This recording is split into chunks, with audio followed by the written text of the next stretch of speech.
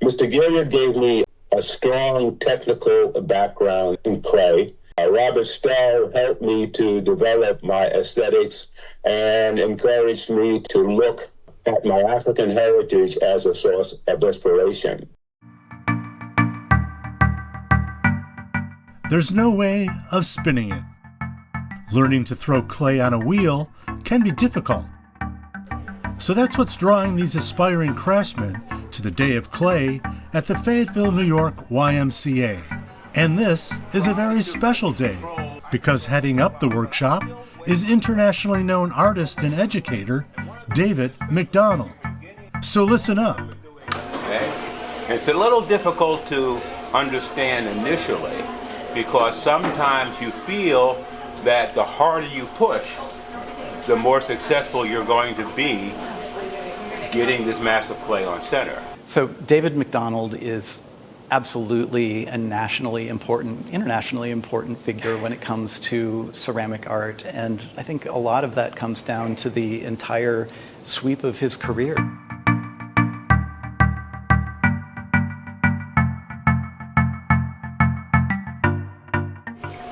The energy you're applying is not pushing the clay on center, but the energy you're applying is the energy that's required to keep your hands stationary.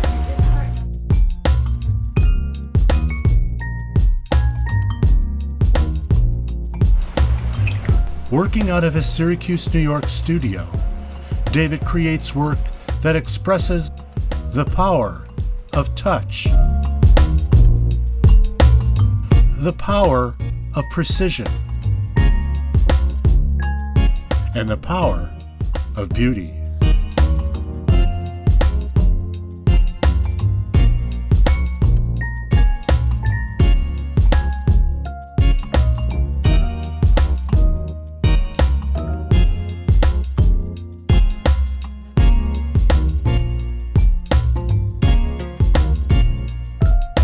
The wheel should be getting slower and slower as you progress through the process.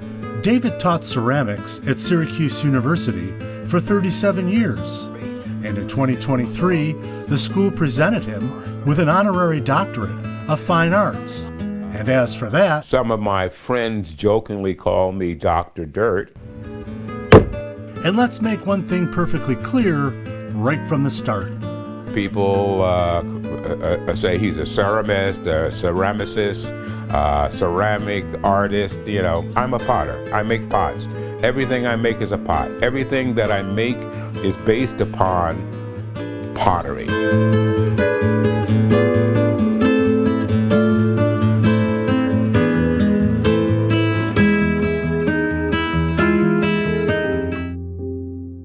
David Macdonald grew up in public housing in Hackensack, New Jersey. The third of 9 children, at an early age, he developed an interest in drawing. My parents enjoyed my drawing because it meant I wasn't getting into trouble. My parents didn't have the money to buy art supplies. Already resourceful, like the artist he would one day become, David found a solution to his problem. And I would carefully open them up along all of the glued seams, and I would have a piece of drawing paper, you know, fairly large. And I would use that to draw kind of fantasy worlds and a lot of World War II battle scenes. And so drawing became a way for me to find a way of doing something that was unique. When it came time for college, he attended Hampton Institute, later Hampton University, on an athletic scholarship, running track. The other part of the process of learning how to throw on the wheel is the muscle memory. Initially, David was majoring in painting and art education. Because I switched into art education, I had to take a ceramics class. And because I took a ceramics class, I loved ceramics because it was much more physical. I initially saw working in ceramics as a physical challenge.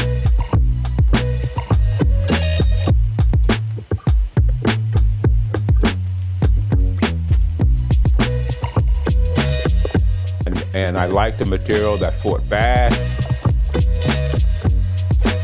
Learning to throw on the potter's wheel, trying to control the seemingly uncontrollable mass of clay on the spinning surface, required a lot of practice, a lot of discipline.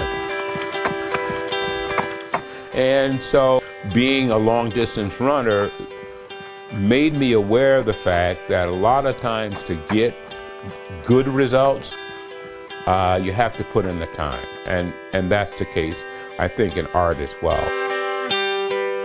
The one aspect of ceramics, or at least the part of ceramics that I chose that really struck a responsive chord, was the fact that I could make things that people could use. That whole notion of utility, to me, was amazing. Growing up in public housing, everything that you consumed, you purchased. You didn't make anything. Dad didn't have a workshop in the basement where he would tinker and make stuff like that. And so the notion that I could take this material that has no intrinsic value and turn it into something that's not only beautiful but useful too was, just mind-boggling to me.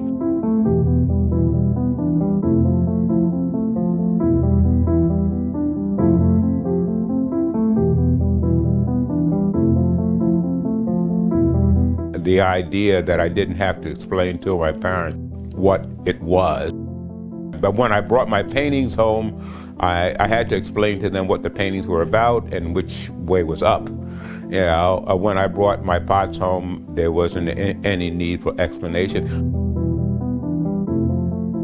At that time, being on a historically black college during the early 60s, there was a lot of stuff going on. 100 years later, the Negro still is not free. It became logical to me that I should use these skills that I'm learning, this art that I'm making, to express my feelings about this culture, this society, and the position or predicament of the African American. By the time I had reached my junior year, my work started taking on a political message.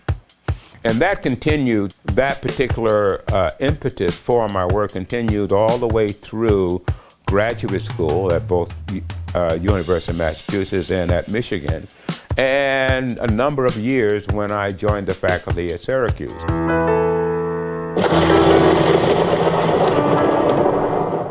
My work was about my anger and trying to find some kind of outlet for it. This is a piece called A Roach Eye's View. And this particular piece is called Violence is as American as Mom's Apple Pie. The title of it is a homage to a victim. And there's an old African saying that when elephants fight, it is the grass that suffers. I was one of the founders of this organization that continues to exist in Syracuse called the Community Folk Art Center. And in 1973, he presented a one-man show there.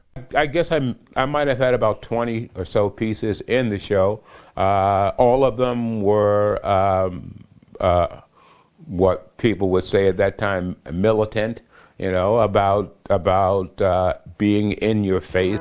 At the opening, David was approached by an older white woman with a question about his work.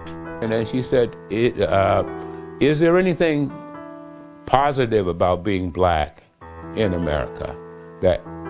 Or is your life, just one humiliation and frustration after another? I don't remember what my response to that question was at the time.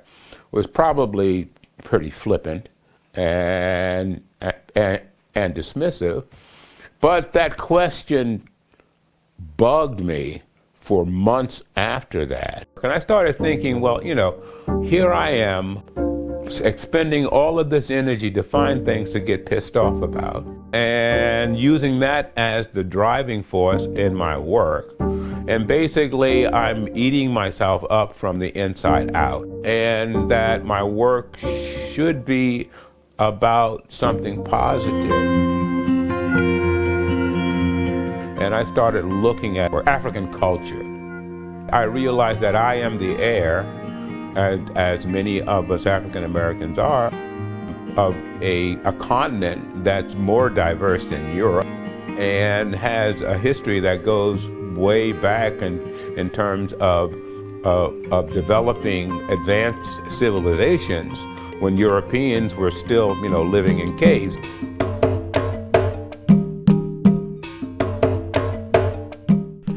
David found inspiration in an exhibition catalog for Nigerian ceramics. It just blew my mind. The shapes, the way in which the pots were decorated, the diversity of form, things like that. And it served as the jumping off point where I started trying to make my work more about my celebration of my culture and history as opposed to being a victim. Then you'll reach a point where the wall will start naturally thinning itself out. Initially, my idea was that I wanted to make pots that looked like African pots. I wanted to imitate. But then I realized that intent was really silly, because African pots look the way African pots look because of the people that made them grew up in that culture and reacted to the cultural and artistic forces that played upon them to allow them to make the art. One of the things I like the most about African art, and especially African ceramics, but African culture, is the fact that they decorate everything.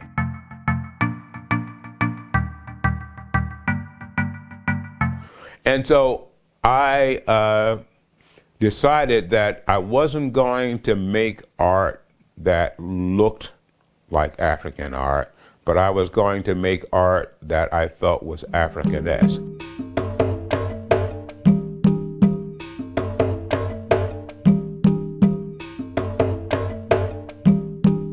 Basically, I create a grid that is composed of, like in this particular case, composed of cells that are diamond shaped. And then the exercise is to see how many different ways I can divide that shape up.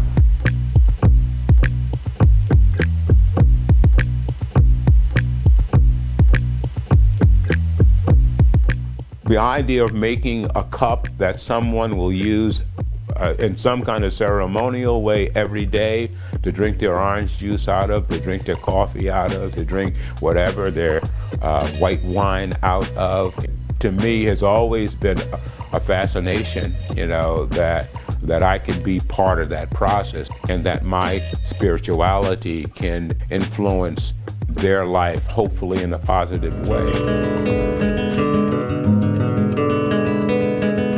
A lot of times, the creative ideas I come up with are from the result of working in the material, and then suddenly having an insight that sets me off into a tangential direction.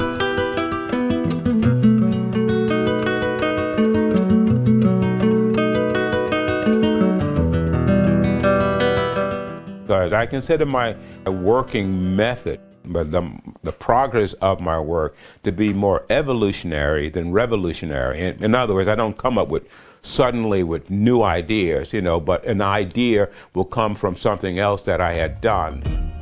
And that thread of an idea combined with something else will create a whole new series of forms. I tend to work in series.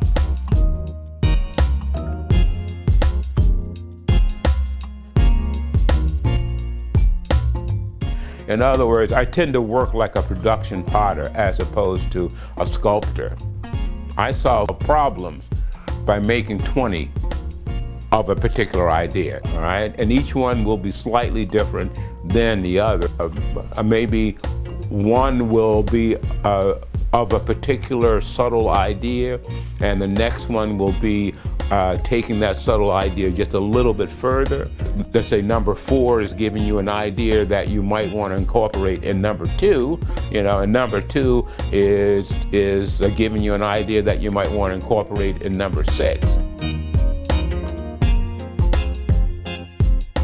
I spent a lot of time just making pots, and then part of the year I spend making what are called large-scale exhibition-type pieces. David Macdonald's lidded vessels hold many things, not the least of which is the artist's dedication and joy.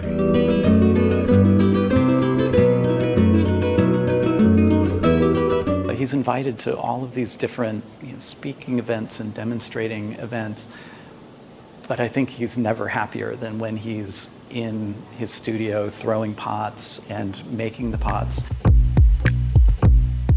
The face on the piece is a mask, a face mask I took of my youngest son.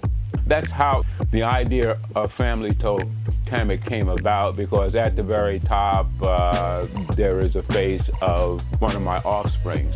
You'll find his lidded vessels on display in many different venues and in the permanent collections of institutions like the Everson Museum of Art. Throughout his career, David Macdonald has made it very clear that it's very important that he's making functional pottery, functional vessels. And this is a functional vessel. It has a lid that comes on and off, but I would argue that the contents of this piece are meant to be more metaphorical than they are physical. And this is a pretty famous abolitionist image. It comes from an abolitionist named Thomas Clarkson, and he wrote a book in 1808 about the horrors of the slave trade. And in this diagram, he's showing the deck of the slave ship Brooks.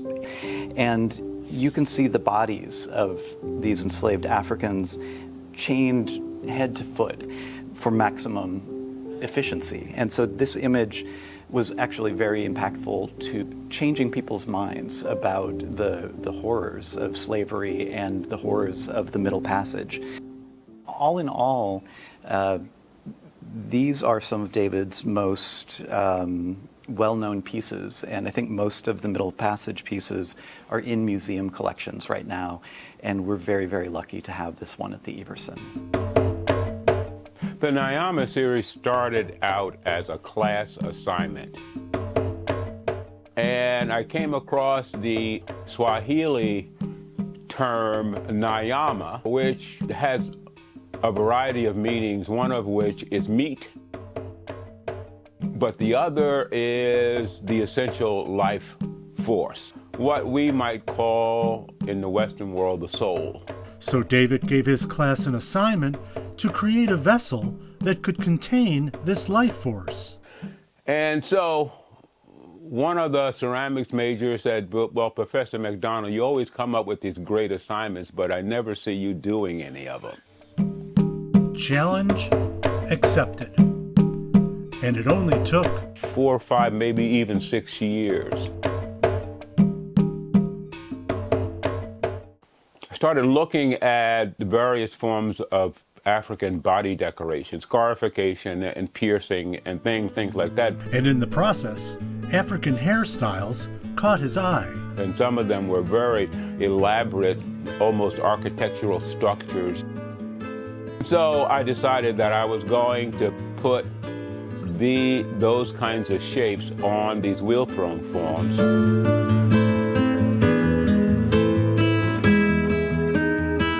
And a lot of people think of them as being wings, but I think of them more as being hair structures. I think the original ones were maybe something like 3.5, 4 feet tall. All right, and by the time I got to the end of the series, The final one started being close to 6 feet tall. Sometimes people like to use their hands like this, sometimes using your hands like that, pushing in, and then bringing your hands up. There would be no end to the things that we would try if we didn't have to start at the beginning. You know? There are very, very many different kinds of surface decoration that are used throughout Africa, whose decorative arts are based upon some kind of geometric articulation. I really liked these patterns. David Macdonald has a curious, inventive eye, always on the lookout for new processes, new ideas, which help him organize his elaborate grid patterns. Working on the plates allowed me to visualize and also to experiment with a lot of different ways of dividing up space. And he finds many inspirations for filling that space, such as murals, scarification, fabrics,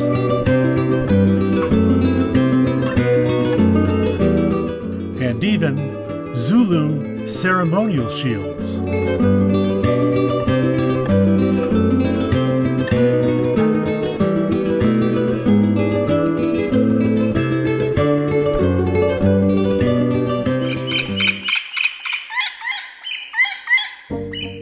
The knot of reconciliation, which was a symbol that I discovered that was part of the Adinkra, the textile tradition of West Africa. And has become one of David Macdonald's favorite decorative devices.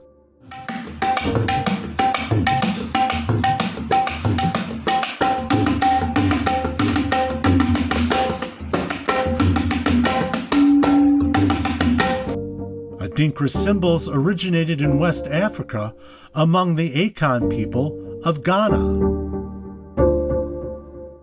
There are approximately 200 of these characters, representing concepts, proverbs, and aphorisms. The knot of reconciliation signifies the act of peacemaking among conflicting parties. I like the idea of it, but I also like the form of it.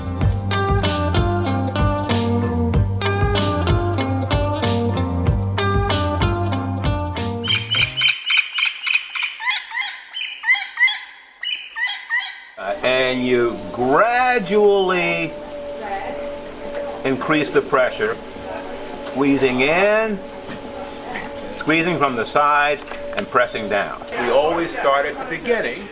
I started at the beginning, and sometimes it's frustrating. And I taught wheel throwing at Syracuse for 37 years. And the class that I liked the most was the first semester introductory class. I feel I get this sense of accomplishment when someone who has been practically in tears for 3 weeks, gives it one more try and it works, and they are just off and running.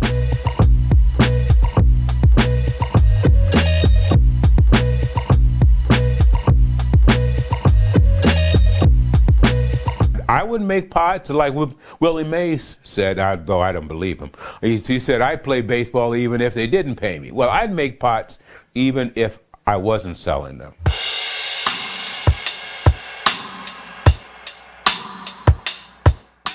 And when I ran out of room, I just give them away.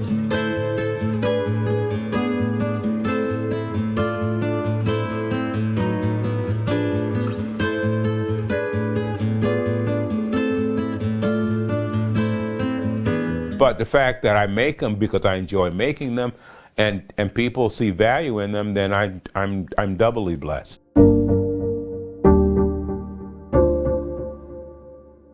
There's hardly a time I come into the studio and leave at the end of the day and not feel that I've learned something that I didn't know before.